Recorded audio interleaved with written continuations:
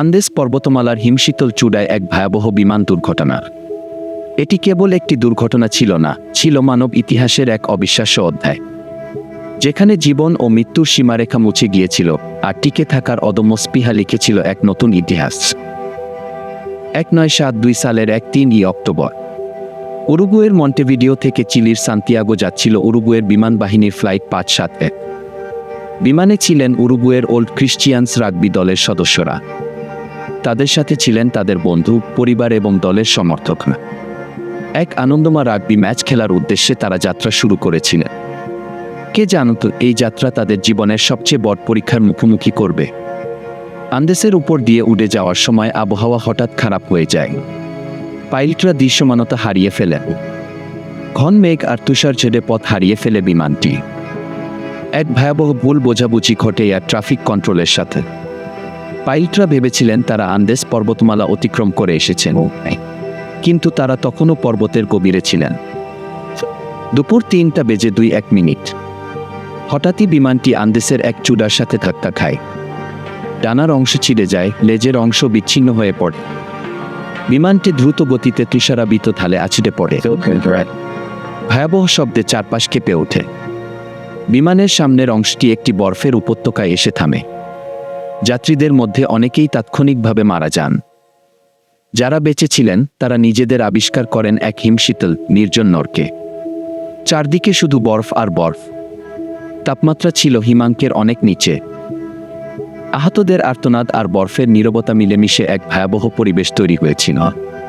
এটি ছিল এক দুঃস্বপ্নের শুরু। প্রথম কয়েকদিন ছিল চরম অনিশ্চয়তার। বেঁচে থাকা যাত্রীরা নিজেদের মধ্যে সংগঠিত হওয়ার চেষ্টা করেন। আহতদের প্রাথমিক চিকিৎসা দেন। কিন্তু তাদের সামনে ছিল অসীম প্রতিকূলতা। তীব্র ঠান্ডা, অক্সিজেনের অভাব এবং খাদ্যের সংকট। তাদের কাছে কোনো শীতবস্ত্র ছিল না। দিনের বেলায় তাপমাত্রা কিছুটা বাড়লেও রাতে তা -30°C নেমে যেত। বিমানের ভাঙা অংশই ছিল তাদের একমাত্র আশ্রয়। তারা বিমানের সিটের কভার, কাপড় দিয়ে নিজেদের উষ্ণ রাখার চেষ্টা করেন, কিন্তু ঠান্ডায় জমে যাওয়া ছিল এক নিত্যদিনের ভয়।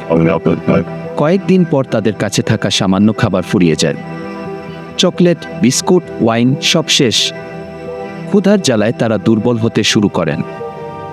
বেঁচে থাকার জন্য তাদের এক ভয়াবহ সিদ্ধান্ত নিতে হয়: মৃত সঙ্গীদের দেহাবশেষ ভক্ষণ করা। এটি ছিল মানব ইতিহাসের সবচেয়ে বিতর্কিত এবং হৃদয়বিদারক সিদ্ধান্তগুলোর একটি। প্রথম দিকে অনেকেই এই সিদ্ধান্তে রাজি ছিলেন না, কিন্তু যখন জীবন মৃত্যুর প্রশ্ন আসে তখন নৈতিকতার সংজ্ঞা পাল্টে যায়। এটি ছিল টিকে থাকার এক নির্মম বাস্তবতা। তারা প্রার্থনা করেন, ক্ষমা চান এবং এই কঠিন পথ বেছে নেন। এটি ছিল তাদের অদম্য ইচ্ছাশক্তির এক চরম পরীক্ষা। দুর্ঘটনার পর থেকেই উদ্ধার অভিযান শুরু হয়েছিল, কিন্তু আন্দেসের বিশালতা আর প্রতিকূল আবহাওয়া তাদের কাজকে কঠিন করে তুলেছিল। বেঁচে থাকা যাত্রীরা বিমানের ছাদে একটি বড় সস চিহ্ন তৈরি করেন। তারা আশা করেছিলেন উদ্ধারকারী বিমান তাদের দেখতে পাবে। কিন্তু 10 দিন পর রেডিওতে এক মর্মান্তিক খবর আসে: উদ্ধার অভিযান বন্ধ করে দেওয়া হয়েছে। তাদের আর খুঁজে পাওয়া সম্ভব নয় বলে ধরে নেওয়া হয়েছিল। এই খবর তাদের মনোবল ভেঙে দেয়। অনেকেই আশা ছেড়ে দেন, কিন্তু কিছু মানুষ তখনও বিশ্বাস করতেন তারা একদিন ফিরবেন। এই চরম নিরাশার মধ্যেও কিছু মানুষ হাল ছাড়েন। তারা বিশ্বাস করতেন তাদের নিজেদেরই পথ খুঁজে বের করতে হবে। ফার্নান্দো পারাদো এবং রবার্তো ক্যানেসা ছিলেন সেই দুই অদম্য সাহসী মানুষ। তারা সিদ্ধান্ত নেন সাহায্য খুঁজতে তারা নিজেরাই হেঁটে যাবেন। তাদের এই সিদ্ধান্ত ছিল অবিশ্বাস্য সাহসের পরিচয়, কারণ তাদের কাছে কোনো মানচিত্র ছিল না পর্যাপ্ত সরঞ্জাম। তারা জানতেন না কতদূর হাঁটতে হবে বা আদৌ কোনো জনবসতি খুঁজে পাবেন কিনা, কিন্তু তাদের মনে ছিল শুধু একটি লক্ষ্য: বাঁচতে হবে। 21 ডিসেম্বর 1972 ফার্নান্দো এবং রবার্তো তাদের যাত্রা শুরু করেন। তাদের সাথে ছিল সামান্য কিছু খাবার এবং অদম্য মনোবল। তারা বরফের উপর দিয়ে হেঁটে চলেন, পাহাড়ের চূড়া বেয়ে ওঠেন। প্রতিটি পদক্ষেপ ছিল এক নতুন চ্যালেঞ্জ। তীব্র ঠান্ডা, অক্সিজেনের অভাব এবং শারীরিক দুর্বলতা তাদের পথচলাকে আরও কঠিন করে তোলে, কিন্তু তারা একে অপরের হাত ধরে এগিয়ে চলেন। 10 দিন ধরে তারা হেঁটে চলেন। তাদের শরীর ক্লান্ত, কিন্তু মন ছিল দৃঢ়। তারা জানতেন এটি তাদের শেষ সুযোগ। অবশেষে 10ম দিনে তারা এক নদীর ধারে পৌঁছান। সেখানে তারা এক রাখালকে দেখতে পান। এটি ছিল এক অলৌকিক মুহূর্ত। রাখাল তাদের দেখে প্রথমে ভয় পেয়ে যান, কারণ তাদের চেহারা ছিল ভয়াবহ।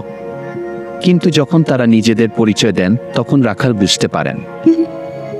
রাখাল তাদের সাহায্য করেন এবং স্থানীয় কর্তৃপক্ষের সাথে যোগাযোগ করেন। খবর দ্রুত ছড়িয়ে পড়ে। বিশ্বজুড়ে মানুষ এই অলৌকিক ঘটনা শুনে বিস্মিত হয়। যারা মৃত বলে ধরে নেওয়া হয়েছিল তারা ফিরে এসেছেন। ফার্নান্দো এবং রবার্তোর খবর পাওয়ার পর দ্রুত উদ্ধার অভিযান শুরু হয়। হেলিকপ্টার পাঠানো হয় বিমানের ধ্বংসাবশেষের কাছে। বেঁচে থাকা বাকি 1-4 জন যাত্রীকে উদ্ধার করা হয়। তারা সবাই ছিলেন চরম দুর্বল এবং অসুস্থ, কিন্তু তাদের চোখে ছিল জীবনের আলো। তারা ফিরে এসেছেন মৃত্যুর মুখ থেকে। এই ঘটনা বিশ্বজুড়ে এক আলোড়ন সৃষ্টি করে। এটি ছিল মানব ইতিহাসের এক অবিস্মরণীয় অধ্যায়। বেঁচে ফেরা যাত্রীরা হাসপাতালে দীর্ঘ সময় ধরে চিকিৎসা নেন। তারা শারীরিক ও মানসিকভাবে চরম আঘাত পেয়েছিলেন, কিন্তু তারা একে অপরের পাশে ছিলেন। তাদের মধ্যে এক গভীর বন্ধন তৈরি হয়েছিল। এই ঘটনা তাদের জীবনকে সম্পূর্ণ বদলে দেয়। তারা জীবনের মূল্য নতুন করে উপলব্ধি করেন। তারা তাদের অভিজ্ঞতা অন্যদের সাথে ভাগ করে নেন। তাদের গল্প হয়ে ওঠে অনুপ্রেরণার উৎস। ফ্লাইট 571-এর ঘটনা কেবল একটি দুর্ঘটনা ছিল না। এটি ছিল মানবজাতির সহনশীলতা, অদম্য স্পৃহা এবং ভালোবাসার এক প্রতীক। এটি আমাদের শেখায় চরম প্রতিকূলতার মধ্যেও কিভাবে আশা ধরে রাখতে হয়, কিভাবে একে অপরের পাশে দাঁড়াতে হয়। এই গল্প পর্যটন উৎসাহীদের জন্য এক রোমাঞ্চকর অভিজ্ঞতা। আন্দেসের সৌন্দর্য এবং তার ভয়াবহতা উভয়ই এখানে বিদ্যমান। রহস্য ভক্তরা এই গল্পের প্রতিটি বাক্যে নতুন করে বিস্মিত। ইতিহাস প্রেমীরা খুঁজে পান এক অবিস্মরণীয় অধ্যায়। আজও ফ্লাইট 571-এর গল্প মানুষকে অনুপ্রাণিত করে। এটি প্রমাণ করে মানুষের ইচ্ছাশক্তি কতটা শক্তিশালী হতে পারে। এটি আমাদের মনে করিয়ে দেয় জীবনের প্রতিটি মুহূর্ত মূল্যবান, আর প্রতিকূলতা আসে আমাদের আরও শক্তিশালী করার জন্য। এই ঘটনা মানব ইতিহাসের পাতায় স্বর্ণাক্ষরে লেখা থাকবে। এটি এক অলৌকিক ঘটনা যা প্রমাণ করে মানুষ চাইলে সব অসম্ভবকে সম্ভব করতে পারে। এটি কেবল একটি বিমান দুর্ঘটনা নয়, এটি মানব আত্মার এক বিজয়গাথা। এই অবিশ্বাস্য গল্পটি কি আপনাকে অনুপ্রাণিত করেছে? আপনি কি মনে করেন চরম পরিস্থিতিতে মানুষ কতটা কঠিন সিদ্ধান্ত নিতে পারে? আপনার মতামত আমাদের জানান। এই ঐতিহাসিক ঘটনা সম্পর্কে আপনার অনুভূতি কি? এই ধরনের আরও অনুপ্রেরণামূলক গল্প জানতে চান? তাহলে আমাদের চ্যানেলটি সাবস্ক্রাইব করুন। এই ভিডিওটি আপনার বন্ধু এবং পরিবারের সাথে শেয়ার করুন। তাদেরও এই অদম্য ইচ্ছাশক্তির গল্পটি জানতে দিন। আমাদের সাথে যুক্ত থাকুন এবং মানব ইতিহাসের আরও অজানা রহস্য উন্মোচন করুন। আপনার সমর্থন আমাদের এগিয়ে চলার প্রেরণা।